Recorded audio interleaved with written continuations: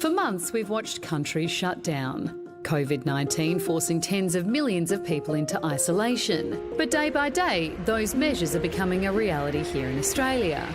And it's scary. It's really uncertain and unprecedented times. Massive changes to the way that we're living our daily lives and a lot of uncertainty and fear about the future. People are worried about their jobs. Some are under incredible financial pressure. We're worried we might get sick or that our older relatives or kids may get sick. It's a lot to take in. It is absolutely normal to be feeling on edge, to be feeling anxious at this point in time. Depressing, actually. It's a big worry, yeah. It hasn't been a great time. It's a lot to get our heads around. Sporting events cancelled, festivals postponed, self-isolation, working from home, social distancing. It feels like life as we know it has changed. It's almost like life is on hold, and that's making us all feel vulnerable. It is just a general fear about what this whole thing means for them. Worries about medication, worries about people who are already living with underlying mental health conditions or physical health conditions. What if that gets worse? But there are a few simple things we can all do to look after ourselves and our loved ones. The World Health Organisation recommends putting your phone down and being mindful of how much COVID-19 coverage you take in. Ben Law knows how social media can trigger anxiety. What we risk is actually consuming a lot of misinformation that's distributed by friends. One of the things that we can be using it for is to keep connected and to forge a sense of community between ourselves. Beyond Blue encourages people to try and keep perspective and take comfort that medical and scientific experts around the world are working hard to find treatments and cures. This is an unprecedented time and it's completely normal to feel frightened, but it won't go on forever. So as we deal with this huge disruption, it's more important than ever to stay connected. Lean on family and friends. Check in on your neighbours. Hey, pick up the phone old school style and look after yourselves. If you know someone that might be feeling vulnerable, reach out and let them know you're there for them. John Brogden is the chairman of Lifeline and he joins us now. John, is Lifeline seeing an increase in people calling and feeling anxious over the virus?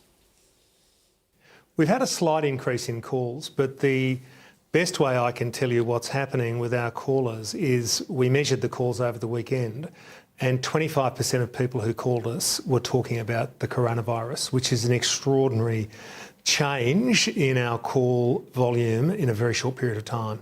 What are people most worried about, John? Well, I think a lot of it, frankly, is isolation. There's a lot of talk about people being isolated. There's a lot of talk about older people being isolated. Whilst many of us, I do live in a house with my wife and 3 children, many people live alone. And for many people, having that daily interaction, whether it's going to work or just going down the road to buy the bread and milk, is really important. And when you keep hearing this message about isolation, people begin to worry about what they'll do for 2 weeks. I mean, yes, we can use mobile phones and social media and emails and the like, but the reality is that for many people, it'll become a very lonely and very solitary time, and they're worried about that loneliness. For the people who already live with mental health issues, will they still be able to access services during that self-isolation time, and if we do go into, say, a national lockdown? Well, we at Lifeline operate 24 hours a day, 7 days a week. Our number 13 11 14 is well known. And at the moment, we're receiving about 3,000 calls a day. And we will be there for people. We'll be there 24 hours, 7 days a week. John, what about people who aren't suffering from underlying mental health issues but are noticing they're just feeling out of sorts, and maybe a rise in their anxiety levels or just feeling a little bit panicked? What do you recommend that they do if they don't feel like Lifeline's what they need to call, but they just want to talk about it or they want to find resources to help? What should they do? So for those people, I think call Lifeline. We're there for you 24 hours a day, 7 days a week. Or reach out to friends. Please don't suffer in silence. That's the very important message. Please don't think you can't talk to someone. Please reach out. And the reverse applies.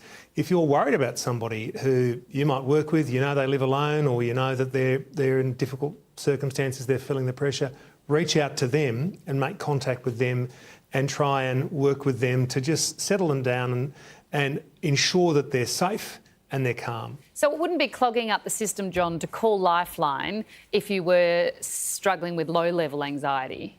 No, it wouldn't. We're keen to help anybody, and one person's low-level anxiety is another person's high-level anxiety. So whatever you need us for, we're there to help. And the other thing is we're there to help people who need information on how to reach out to others. So you mightn't be directly affected yourself, but you might be worried about your friend, and you're very, very welcome to call Lifeline to get some tips. And John, how will Lifeline cope? Is there enough support for those who help us?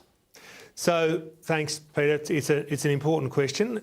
We need to rapidly change our workforce and our volunteers from working in offices to getting them working from home. We will put a call out to our people and maybe look to employ some more people, because I anticipate there'll be an increase in calls and more people will need us. So we'll need more people at our end. Well, if you find yourself in need of help for any reason, crisis support is available 24/7 through Lifeline. That number again, 13 11 14. John, thank you very much for your time tonight. Thank you, guys.